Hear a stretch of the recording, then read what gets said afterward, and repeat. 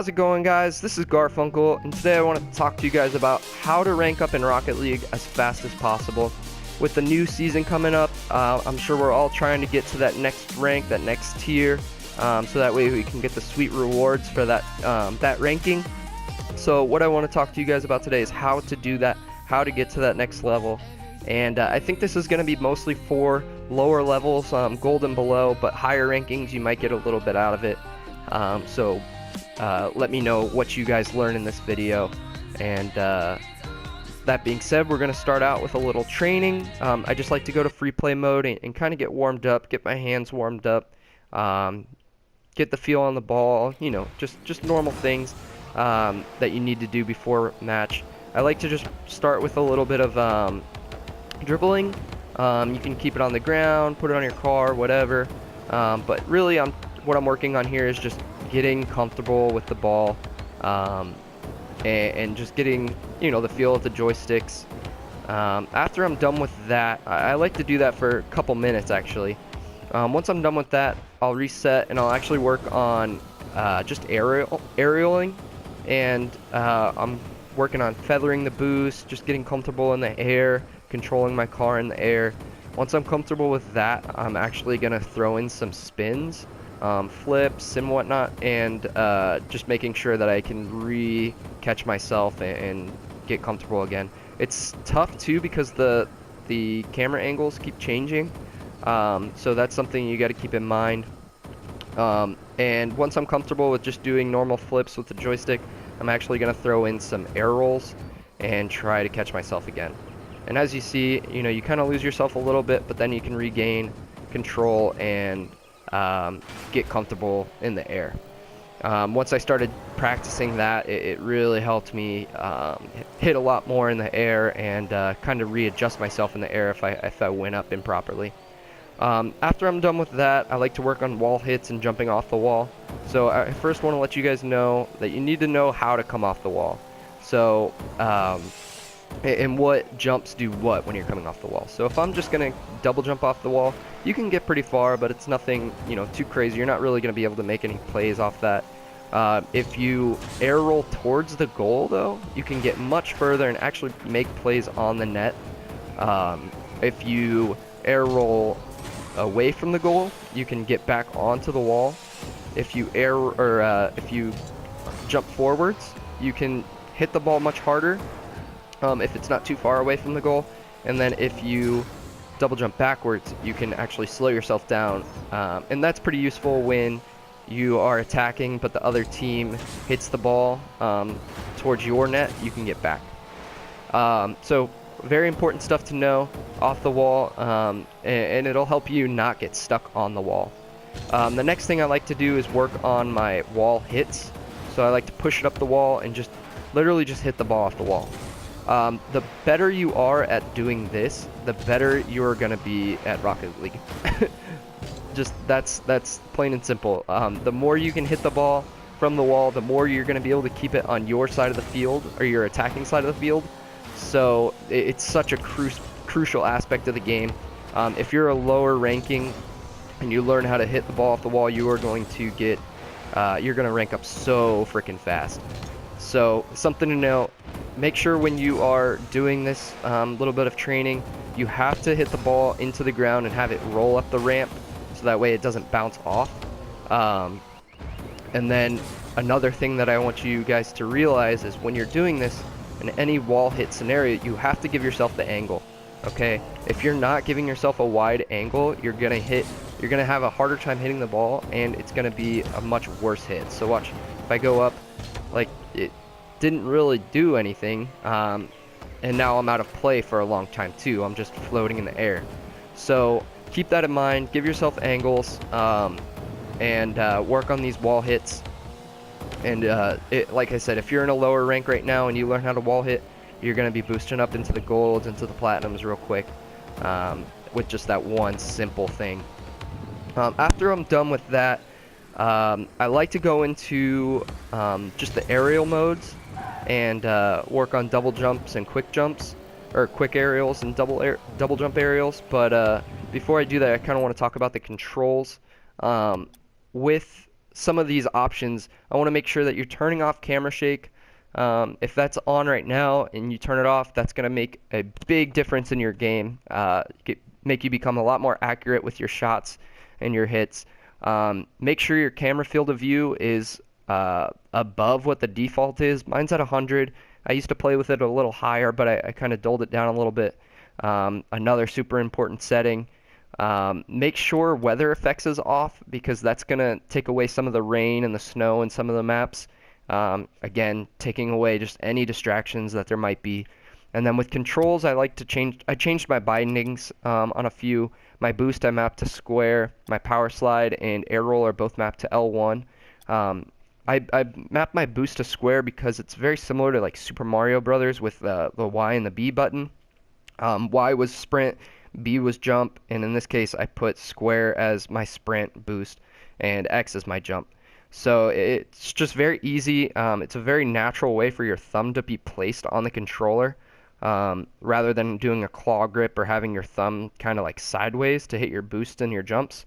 And then mapping air roll and power slide to L1, another very intuitive combination, helps me a lot. And then the last thing I wanted to talk about with controls was I mapped L3 to, or air roll to L3. Only map one of these. You don't have to map both air roll right and air roll left. And doing that, it's going to make it a lot easier for you to work on your half flips. And half flips are going to really let you, get back on defense a lot quicker and just get out of any like uncomfortable situations if you're at the wall. If I could do it properly, you could just spin off and whatnot. But if you guys want a tutorial on half flipping, please let me know. It's very important. If you're gonna get to that next level, you need to know how to do it. You need to know how to get back on defense quicker, because at that point, backflipping all the way down the field is not enough. So, if you half flip once, you can get to supersonic speed real quick. So just something to keep in mind. And then you have to get comfortable getting out of the goal. I know sometimes you'll go up for a ball and you'll get like trapped in the goal. Just drive all the way up and out. If you get caught in the goal, you can get scored on real easily. It's a 1v2 if you're playing twos now. If you're just trapped in like the corner, just hump in the wall, whatever. But work on that. Just try to get comfortable with, rather than trying to turn off the wall and do all this, and now you're like, oh, what do I do? Just boost out. You can even flip if you need to get back, if that was your attacking goal. But after that, I like to go into the aerial training, work on double jump aerials, and work on just quick aerials. Quick aerials, you're just going to be holding boost and then jump. And you can do all sorts of things after that. With that quick aerial, you even get a second jump out of it. So I kind of like doing those, but you have to learn when and when not to use each jump. And you have to make sure that when you're doing a double jump aerial that you're not hitting any joystick direction before you hit that second jump. I've gotten scored on so many times because I've gone up, and rather than double jumping like that, I do that backflip, and then I'm totally out of where I should be. So after that, I kind of want to talk to you guys about just trusting your teammate. When you're actually in match, after you've done a bunch of training, after you've worked a little bit in unranked matches, I want you to work on just trusting your teammate. You're both in that same division for a reason. Say you're gold 2, you think you shouldn't be in gold 2, but you think you keep getting bad teammates. Maybe you are better than your teammate, but you're both in the same boat. So just make sure that you kind of trust him and figure out what he's good at. He's in that division for a reason. So maybe he's actually much better at passing the ball, and you just keep letting yourself take the ball because you don't want him to touch the ball because he missed it once. You're just not helping yourself. You're not helping the team. Try not to be that toxic player. It happens sometimes. We all get a little annoyed with the teammate, but try not to do that as much as possible. The next one is rotate. You got to rotate. I know this is a topic that's been beaten dead, But rotating is super important because you're going to be able to be on offense and make sure you're controlling on defense as well.